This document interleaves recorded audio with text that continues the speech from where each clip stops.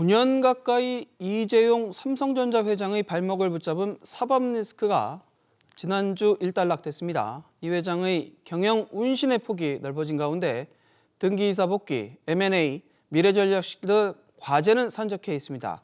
삼성 위기론이 불거지는 가운데 이 회장의 뉴 삼성 비전에 관심이 쏠리고 있는데요.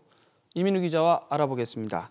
이 기자, 일단은 법원 판결까지 한 3년 5개월간 걸렸는데 결국 핵심은 삼성물산과 제일모직의 합병은 승계만의 목적이 아니다, 이런 뜻이죠? 네, 지난 5일 서울중앙지방법원은 이재용 삼성전자 회장에게 제기된 19개 혐의에 대해서 모두 무죄를 선고했습니다. 일단 가장 크게 얽혔던 부분이 삼성물산과 제일모직 합병 당시 이 부회장이 경영권 승계를 위해 부당한 지시를 내렸다는 혐의입니다. 실제로 이 회장은 당시 합병으로 삼성생명이 갖고 있던 삼성전자 지분에 더해 삼성물산이 보유한 삼성전자 지분 4%를 추가로 확보했습니다. 다만 법원은 검찰이 경영권 승계를 목적으로 한 범죄인지를 증명하지 못했다고 판결 내렸는데요. 삼성물산과 제일모직의 합병이 합리적인 사업적 판단이었다는 겁니다.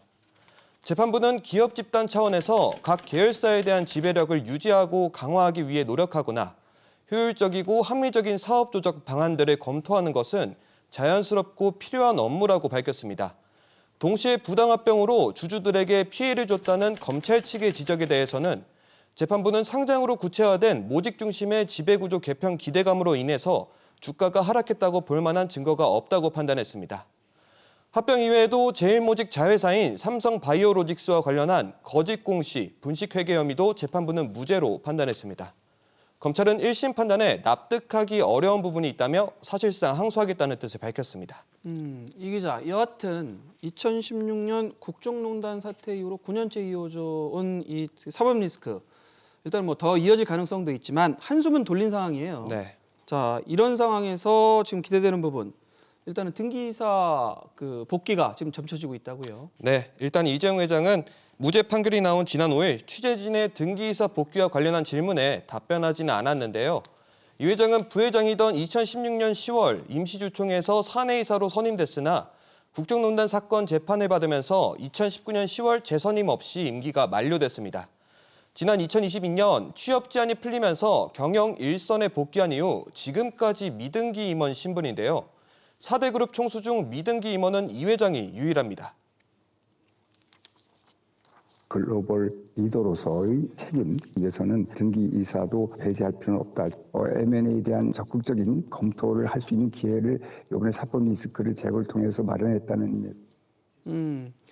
일단 상황을 보면은 이 회장이 운신의 폭이 상당히 넓어졌는데 이런 가운데 관심을 끄고 있는 게 대규모 M&A, 이 가능성도 지금 나오고 있죠. 네, 삼성의 신사업 시계는 2010년 발표한 바이오, 전기차, 배터리, 의료기기 등 5개 신수종 사업 이후로 멈춰 있는데요. 삼성은 현재 AI폰의 선두주자가 되겠다고 했지만 사실상 AI는 투자 적기 타이밍을 놓친 상황입니다. 경쟁사인 마이크로소프트, 인텔, 엔비디아 등은 이미 AI 시대를 대비하기 위한 준비를 해왔는데요.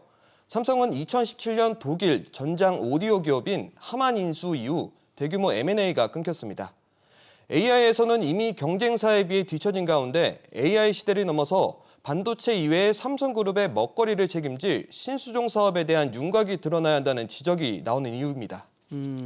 이런 가운데 신사업과 말 그대로 M&A 인수, 이를 위해서는 전체적으로 좀 총괄하는 미래전략실이 부활할 가능성, 이 필요성도 지금 나오고 있죠. 네, 일단 최지성 전 삼성그룹 미전실 실장, 장충기 전 미전실 차장 등 전현직 삼성 미전실 출신의 임직원들이 모두 무죄 판결을 받았는데요.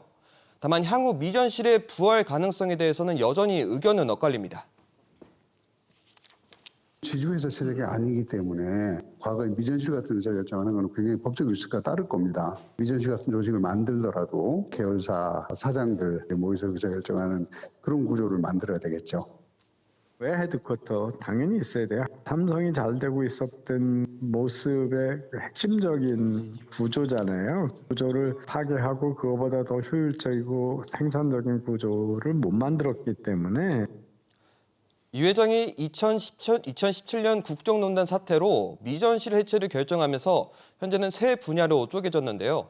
전자계열은 사업지원 TF, 건설계열은 EPC 경쟁력 강화 TF, 금융계열은 금융경쟁력 제고 TF가 컨트롤 타워 역할을 하고 있습니다. 이를 하나로 묶을 새로운 미전실이 탄생할지 관심이 모입니다. 결국에는 이런 분위기가 조성되는 이유, 가장 큰 이유는 말 그대로 지금 세간에 지금 이야기 나오고 있는 삼성의 위기론, 이 부분이 상당히 좀 영향을 미치고 있는 거죠. 네, 지난해 삼성은 영업이익과 핵심 분야에서 모두 선두 자리를 뺏겼는데요. 삼성전자는 14년 만에 처음으로 현대차의 영업이익 1위 자리를 내줬습니다. 영업이익뿐만 아니라 핵심 분야인 스마트폰에서는 2010년 이후 처음으로 점유율 2위로 내려앉습니다. 동시에 2년 만에 반도체 공급사 매출 1위도 TSMC에게 뺏겼는데요.